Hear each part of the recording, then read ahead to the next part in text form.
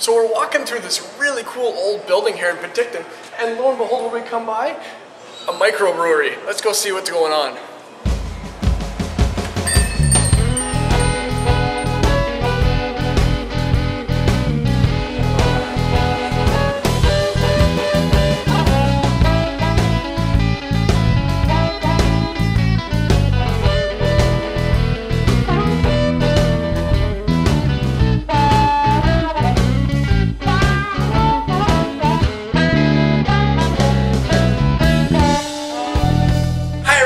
And welcome to another episode of Mike Nierychlo Online, sharing my love for people, wine, food, and all things made passionately. And in today's case, microbrewed beer. So we're here at Cannery Brewing Co.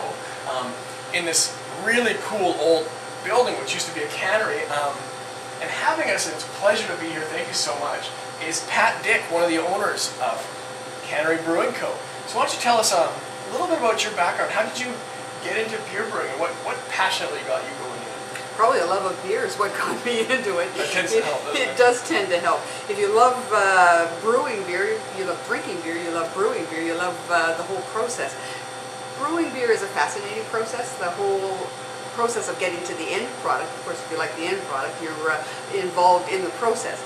It is a live product all the way through. You're brewing something that is alive. It's a yeast product, much like Brewing's red is an alive product, and so it is something that is producing something that goes on and carries on and carries on. Your yeast carries on, and the beer carries on. It gets you hooked. The whole process is fascinating. It's never the same, exactly the same, again and again. So there's always some little variation, and that variation always gets you hooked for the next thing. For sure. And as I mentioned, we're in this unique building, and like I said, an old cannery, right? Yes, it is. In Penticton, BC is also where we're located. Now, you mentioned off camera that this facility is ideal for you guys to run a brewery out of. Why is that? Well, it's an old Aylmer fruit and vegetable cannery, and our unit is quite a large unit with very high ceilings, so it has lots of room for our tanks, which are very, very high, as you'll see next door. And also because we've got two long floor drains, and brewing is about 5% brewing and about 95% cleaning. So we have huge amounts of rinsing that has to happen of the equipment and all of the components that go into that. So these huge floor drains enable that to happen very easily. Yeah, much like winemaking, beer making is a very, very clean, sanitized process. Otherwise, your product is gonna it's not gonna work.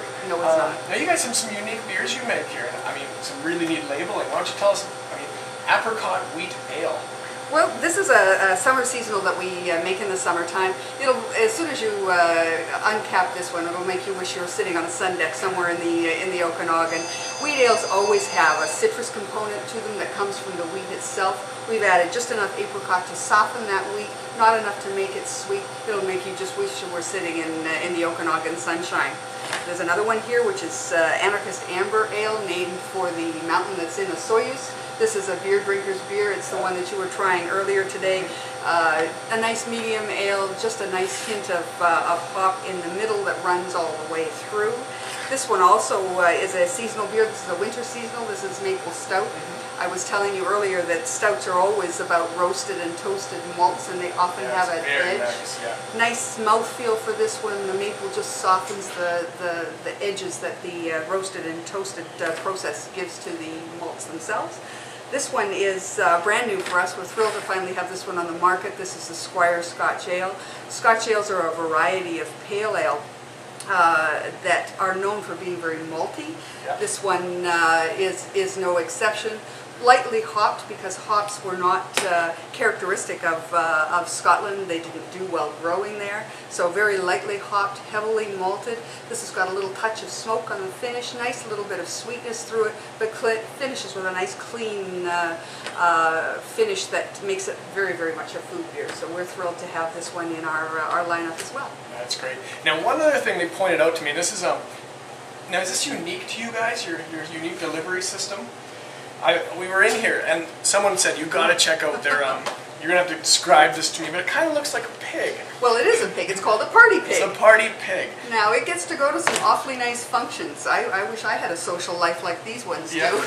They are called party pigs. They hold 8.5 liters of beer. It's like having a little mini keg system in your fridge. You push the button and out comes the beer. How tough is that? And they've developed this really neat system, so this bag inside expands as you take a beer out, so every last drop of beer is forced out of it.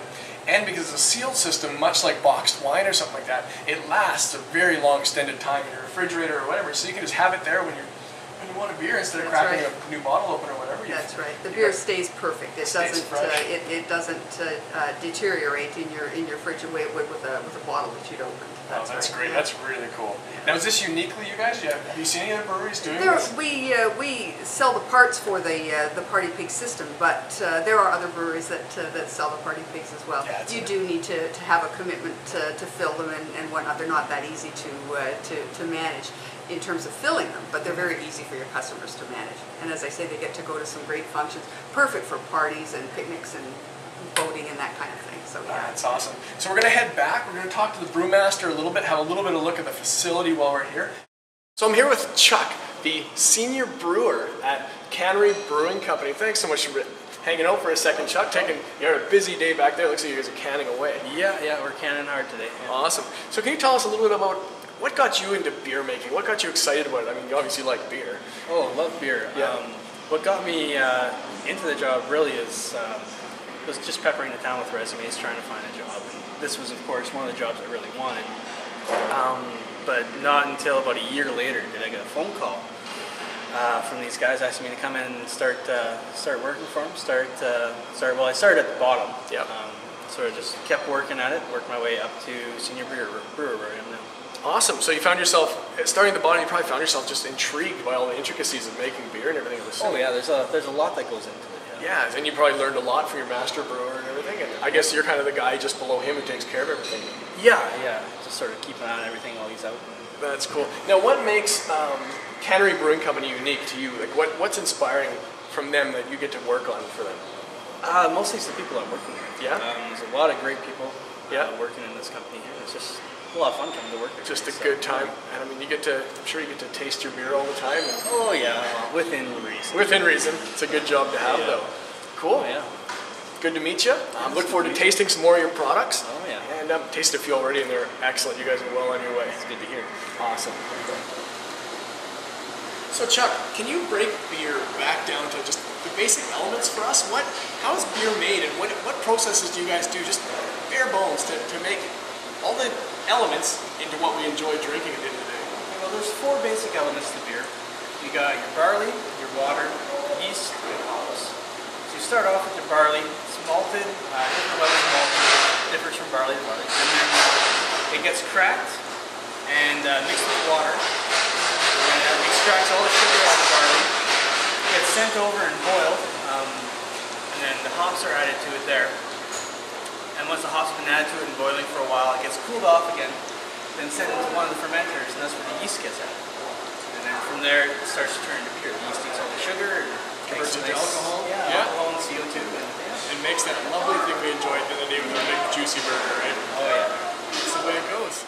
Thanks so much for having us. Well, thanks for coming. Yeah, it's my pleasure. Come again. We got to taste some incredible beer. So if you're ever in Penticton, BC, make sure you stop in this area, meet the lovely people, try some of the great beers they're making.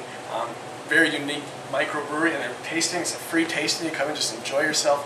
And yeah, they also have a great website. What was your website again?